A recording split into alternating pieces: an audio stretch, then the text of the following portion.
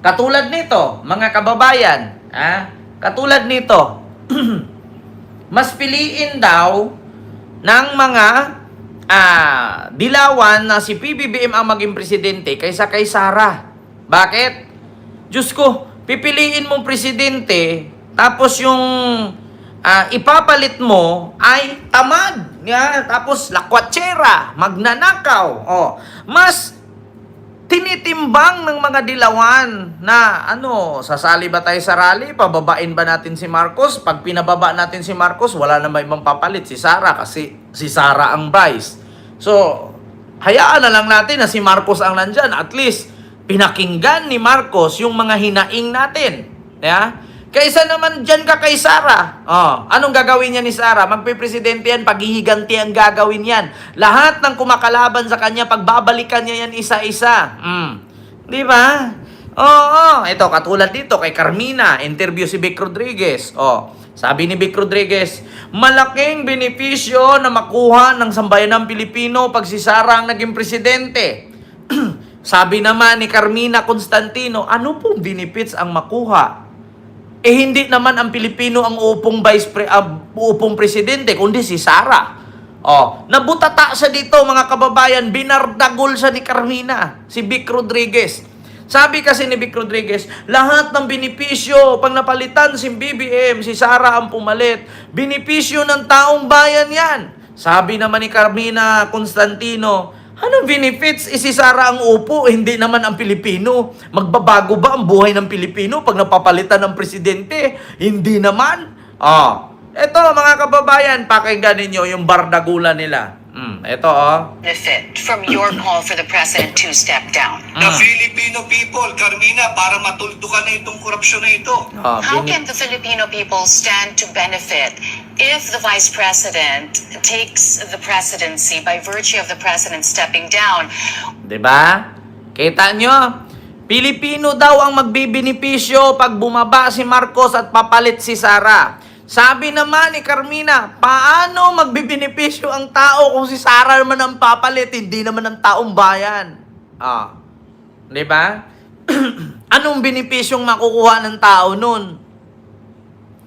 Alam mo dito, mga kababayan, kung napapanood ninyo yung video na to, bardagulan talaga sila dito. Nagsasalita si Vic Rodriguez, hindi na naririnig. Si Carmina, tuloy-tuloy, pak. Ganon talaga bunganga ni Carmina. When you're just going to put in place another dynasty whose history is also peppered with allegations of corruption, instability, and behavior. Diba? Anong benepisyo makuha ng sambayanang Pilipino kung ang uupo, may issue sa korupsyon, may issue sa kriminalidad, bastos, tamad, walang ginagawa. Diba? Kita ninyo, mga kababayan, talagang binabardagol sa dito ni Carmina. Sunod. Even murder, the deaths of countless deaths of your countrymen. Diba? Iuupo mo, yung murder, diba? Tapos mamamatay tao. Another dynasty na naman. Yung unang nakaupo, ang dami, libo-libo ang pinatay, nakakulong sa dahig. Tapos ngayon, pauupuin mo na naman ulit, another na naman gagawing krimen. Diba? Kaya sa totoo lang, mga kababayan, ang mga DDS nang gagalaiti kay Carmina, wala kayong magawa. Bakit? Lahat ng sinabi ni Carmina, totoo. Tingnan nyo sagot ni Vic Rodriguez dito. Bakit, Carmina, ni minsan ba may kasong murder ang Vice President? Ito. Attorney Rodriguez, not to mention the damage to freedom of expression, which you, oddly enough, claim to protect as well. Go ahead. Are you saying that when Bongbong Marcos, assuming he will step down, we will abandon the 1987 Constitution and skip the rule of succession? Nice. You've mentioned about murder. Meron bang kasong murder ang Vice President, Carmina? I'm talking Meron ba daw kasong murder ang Vice President? Wala siyang kasong murder, pero meron siyang kasong pagbabanta. 'Di ba? Kung tutuusin yung sheriff na binugbog niya, criminal case ang balik dun. 'Di ba? Yes, Last Stranger. Ayan, maraming salamat po, ma'am. sa yung super sticker. Thank you so much po. About another dynasty, she's another member, she's a family member of another dynasty. Na mas malaki ang boto sa Pangulo. Sabi ni Vic Rodriguez, si Sara lang daw ang halal na pangalawang pangulo na mas malaki pa daw ang boto kaysa sa nanalong pangulo. Di hanapin mo yan ngayon 32 million kung saan natin yan makita, Vic Rodriguez. Nagrally na nga ang INC, walang ang umatindi. Diba? Anong nangyari? Pinalayas nga ng INC yung 18 lang ka mga nagbibitbit ng karatulan na DDS. Si Sara Duterte lang daw ang kauna-unahang Vice President na kumuha ng boto na mas malaki pa sa boto ng Presidente. Asaan nga yan ngayon yung 32 million na sinasabi ninyo? Kahit ako na magtanong, Vic Rodriguez, saan natin makita yung 32 million? Nagrally na nga 3 days ang INC, wala nga sumama. Di ba may plano pa sila rally sa Pitsa 30? Di ba? Aabot ba 32 million yung Pitsa 30?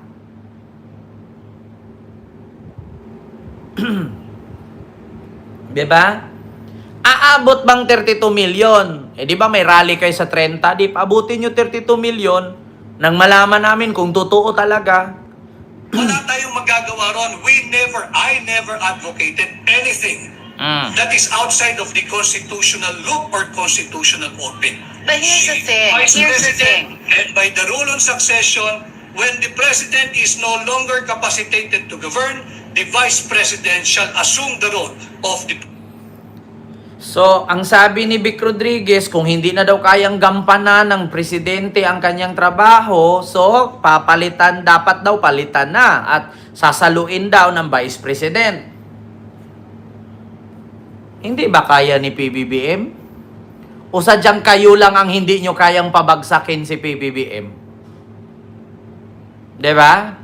Hindi ba kaya talaga ni PBBM? O kayo ang hindi nyo kayang pabagsakin si PBBM? Alam nyo, sa totoo lang mga kababayan, ganito yan.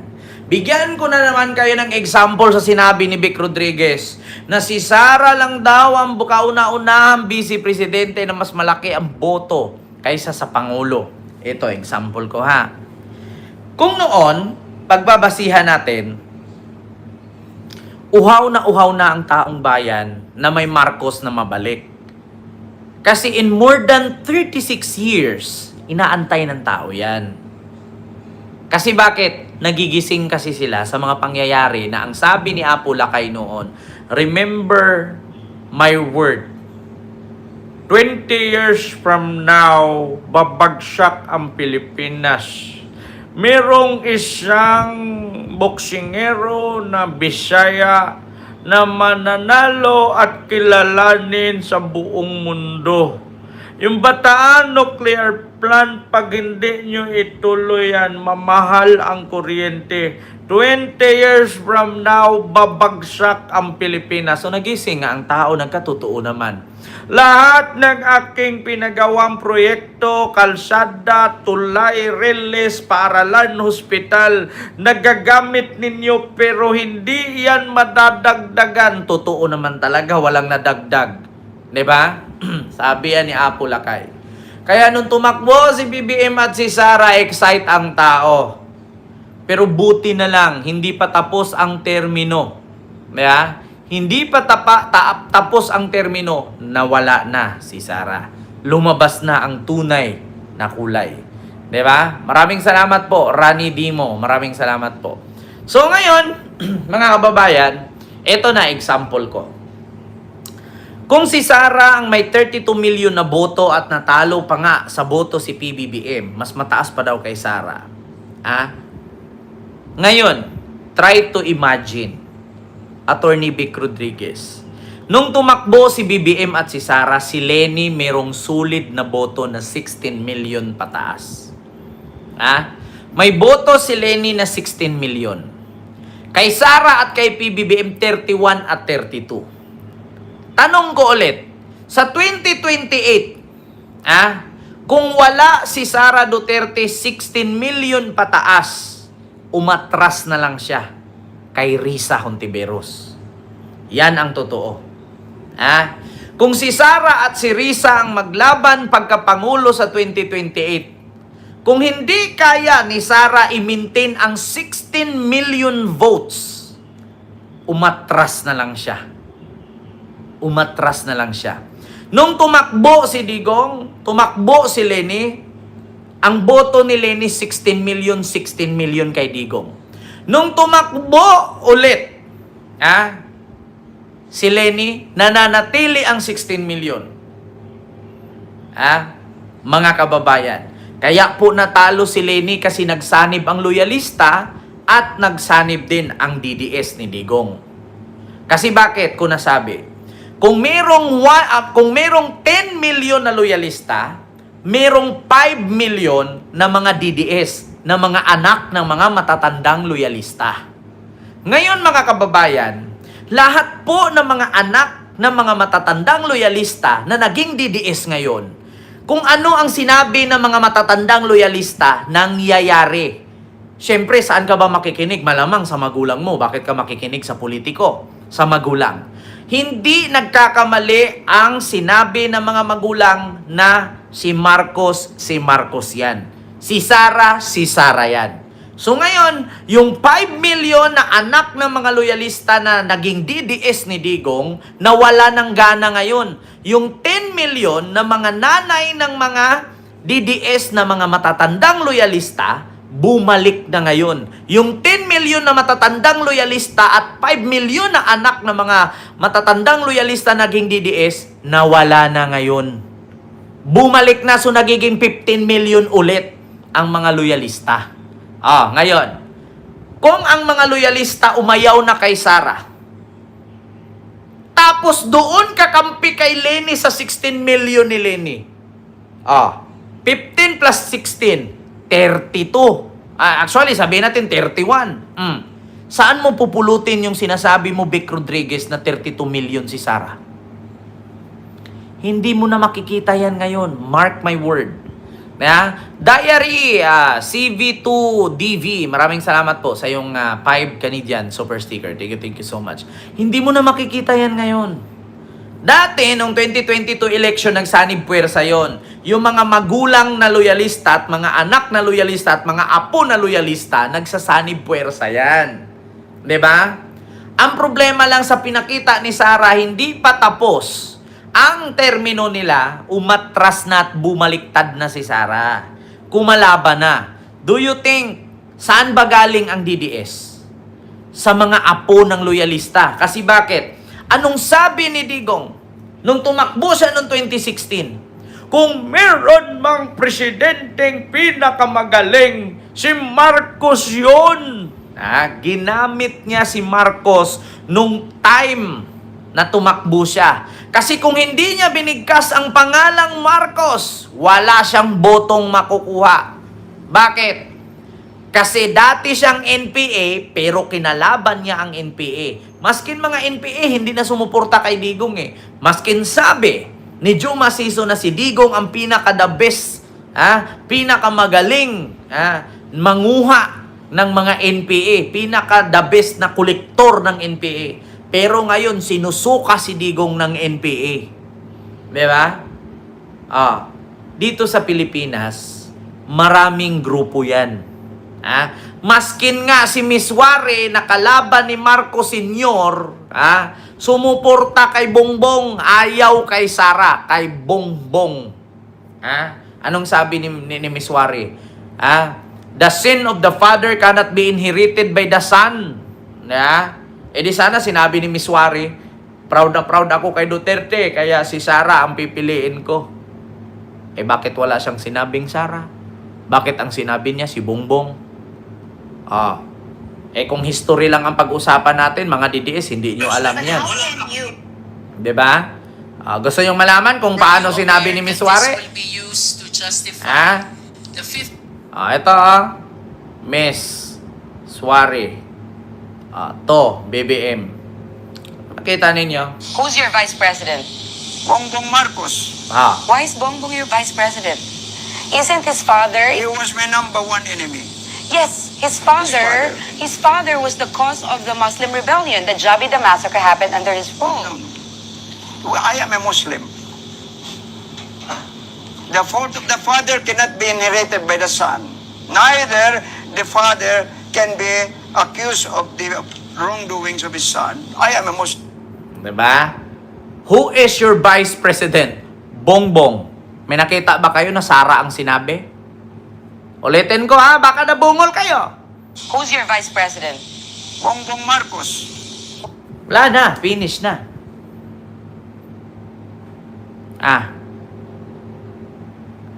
Baka magbalik history tayo ngayon. Sino ang may akda? Sino ang may akda? Mga kababayan, sinong senador? Sinong senador, mga kababayan, ang may malasakit sa mga Muslim? Sinong senador ang gumawa ng batas para sa mga Muslim? Si BBM lang nakagawa. Ni isang Duterte walang batas na naipasa. 'Di ba? Baka nakalimutan ninyo. Yung Bangsamoro Basic Law. Author niyan si BBM. May kaidigong ba dyan? Wala. 'Di ba? Diyos ko. Yun lang mga kababayan. May nag-comment. Huwag guguluhin ang mga nanonood sa'yo. Inaantay ng tao. Talo nga kay dating Vice President Leni Robredo. Kulang pa kapayata sa tulog. Ano? Sabi ni Elpidio. Ito sa totoo lang. Alam niyo kung bakit? Si BBM natalo ni BP Leni. Diba?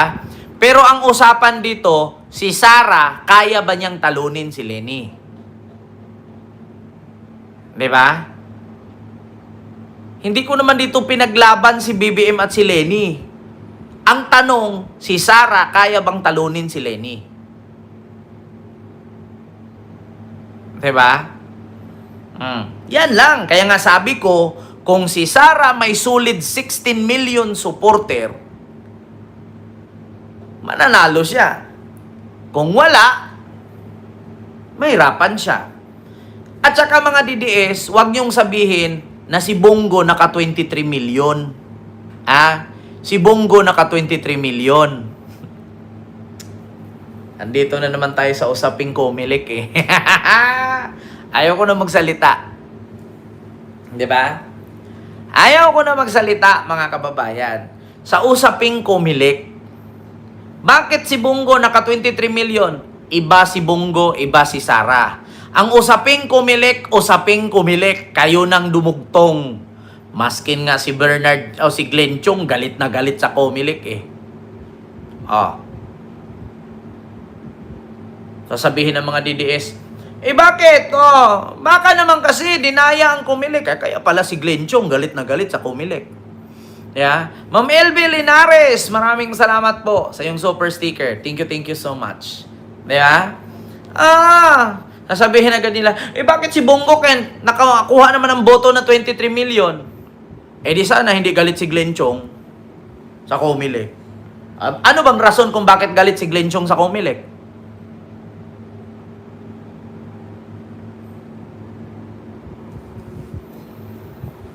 Ay, nako. Wala kayong lusot sa akin, mga DDS. Sasabihin mo, sabi ni Ken, kailangan daw si Sara mayroong 16 million para matalo niya si Leni. Kung walang 16 million, umatras na lang. Bakit si Bongo naka 23 million? Bakit galit si Glenn Chong sa Comelec?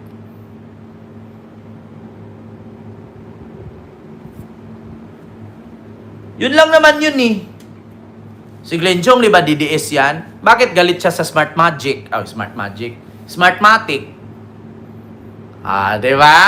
Paano yan ngayon lusutan mga DDS?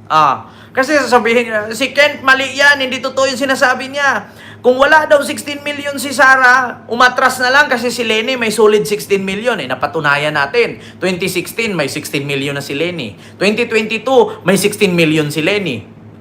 Lagpas pa nga Ngayon, si Digong, may 16 million din. noong 2016. Naging 32 million noong 2022 kay Sara. Ngayon, ang tanong, bakit galit si Glenn Chong sa Smartmatic? Diba?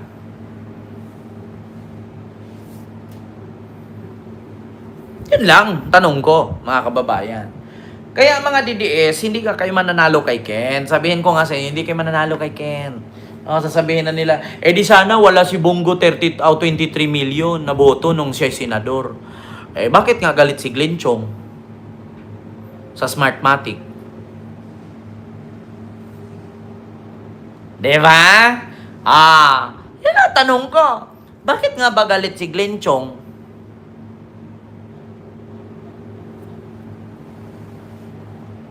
So yun lang, mga kababayan. Tapos sasabihin na naman yan ng mga DDS, hindi talaga mananalo si Sara. Bakit? Kasi hawak ni PBBM ang COMELEC. So ibig sabihin ba nanalo si Sara kasi hawak ni Digong ang COMELEC noon? Sige, mga DDS, sumagot kayo. Sasabihin ng mga DDS yan, hindi talaga mananalo si Sara kasi hawak ni PBBM ang COMELEC. So ibig sabihin ba nanalo si Sara noon kasi hawak ni Digong ang COMELEC? Diba? Hindi kayo makakalusot sa akin. Wag na, DDS, kahit walang nag-comment DDS dyan, ganyan ang mga tanungan ng mga DDS. Manahimik ka, Ken, hindi totoo yan. Bakit si Bongo naka 23 million? Di sana hindi magalit si Glenn Chong. Tapos sasabihin niya, matatalo yan si Sara kasi hawak ni PBBM ang COMELEC at ang Smartmatic. So, ibig sabihin ba nanalo si Sara dahil sa Smartmatic noon ni Digong, hawak ni Digong? Ma'am Miriglo Alameda, hello po. Yun lang yun. Di ba? Paano nyo i-explain yan ngayon? Ang mali kasi dyan, ito sa totoo lang mga kababayan. Sa mga DDS kasi, mga DDS politician, at mga DDS personalities, at mga DDS supporters, magkaisa kasi kayo. Dapat yung bawat buong grupo ninyo, isa lang dapat ang agenda ninyo. Ang problema lang kasi, kanya-kanya kayong agenda eh. Diba? Kanya-kanya kasi kayong agenda. Yung isang grupo, iba ang agenda. Yung isang grupo, iba ang agenda. Kaya kapag kami mga nagre-react, nabubutasan kayo. Pag ipagtanggol nyo yung isang grupo, nabubutasan kayo sa kabilang grupo. Ang sabi, mga DDS, hindi mukhang pera. Bakit yung ibang vlogger sabi, si Maharlika daw, mahilig solicit? Di nabubutasan kayo eh. Tapos sabi ni Ken, kung walang 16 million si Sara, hindi siya mananalo kay Lenny. Kasi si Bongo naka 23 million. Kung naka 23 million si Bongo, kaya ba ni Sara? At bakit galit si Glenn Chong sa Smartmatic? Diba? Ganun lang yon. Mga DDS, magkaisa kayo. Kung ano dapat ang plano ng grupo ninyo, isahin ninyo. Hindi yung sa 5 na grupo, o sa 5 na miyembro ng isang grupo, yung isa, iba ang utak. Yung isa, iba rin. Yung isa, iba rin. Ang sumunod, 2 na lang. Diba?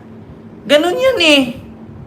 Sa 5 miyembro ng grupo ng DDS, yung 3, iba-iba ang utak. Yung 2 lang nagkakasundo. Kaya kapag may kaaway kayo, nabubutasan kayo. Bakit? Kayo dapat mga DDS, kung meron kayong kagrupo na bobo, tulungan ninyo para maging matalino. Hindi yung minsan, tignan nyo, may mga DDS supporter umaakyat sa live, hindi makakasagot. Pag sinabi, ano ang proyekto ni Digong nung siya ang presidente? Wala siyang proyekto. Kasi meron siyang plano. So, puro plano lang. Tapos pag pinaakyat mo, asan natin makita ang build? Ayun, yung tulay na bumagsak. Butas agad. Build yun, tulay na bumagsak. Diba? Ano pa? Yung mga flood control na binaha, build yan. Di palpak agad. Kasi nga, bobo. Alam nyo kasi mga DDS, mga bobo kayo. Kung meron man kayo mga puro bobo, mag-aral kayo para maging matalino. Kasi minsan, natatawa ako minsan. Meron ngang vlogger dyan na kinakasuhan daw ng KOGC ngayon. Sino ba yung vlogger na yun na kinasuhan ni Torion? Tingnan nyo. Yung vlogger na kinasuhan ni Torion ngayon, yung nasa Canada, 'di ba? Umaakyat sa kanya mga DDS. Pinapasagot niya, tinatanong niya, walang masasagot. Pinagtawanan lang yung mga DDS na umakyat sa live niya. Hindi tugma yung info nila, Ma'am Aima Laiko. Yeah? Totoo yan. Yung isa, katulad kay G. Sonsa. Si G. Sonsa, ang issue niya ngayon, may helicopter daw, pabalik-balik mula Pampanga, tapos babalik na naman daw ng Maynila, tapos pupunta ng Bulacan, babalik ng Pampanga, tapos pupunta ng Bicol. Sabi niya, ito, naghahakot na ng pera sa Malacanang yan kasi tatakas na. Putang ina mo. Yung sinabi niya pala na pabalik-balik na helicopter, no, naghahakot daw ng pera kasi tatakas na daw si PBBM. Hindi niya iniisip na yung mga helicopter na pabalik-balik, yan yung mga naghahatid ng mga tulong doon sa Bicol na binagyo. Di ba may pinost si Jason sa ngayon na may helicopter daw pabalik-balik na may mga bit-bit na mga karton. At saka may Airbus ng Philippine Air Force. May mga helicopter daw, 3-4 na helicopter pabalik-balik. Hindi niya alam na nilalagyan yon ng mga box ng tulong papuntang Bicol. Kita mo yan? Tapos ipapakalat ni Jason sa ngayon, nagkabanlag-banlag, nagkabungal-bungal na yung ngipin sa kaka-fake news. Hindi na nga makalakad, fake news pa rin. Grabe yung ruta ng helicopter, pabalik-balik, punta ng Malacanang, pupunta ng Pampanga, pupunta ng Bulacan, pupunta ng Bicol. Hindi niya alam na naghahatid ng mga tulong na ayuda yon. Habang kayo nagrarally, yung presidente tumutulong dun sa Bicol, tumutulong dun sa Marinduque, tumutulong dun sa Samar at sa Aklan ng mga napiktado sa baha at sa Bataan. Diba? Kayo kasi puro kayo rally. Yung nirally ninyo, kung itinulong nyo yon. Diyos ko, magkanong ginastos ninyo dyan sa rally-rally ninyo? Mga dipuga kayo. O may napala? Wala.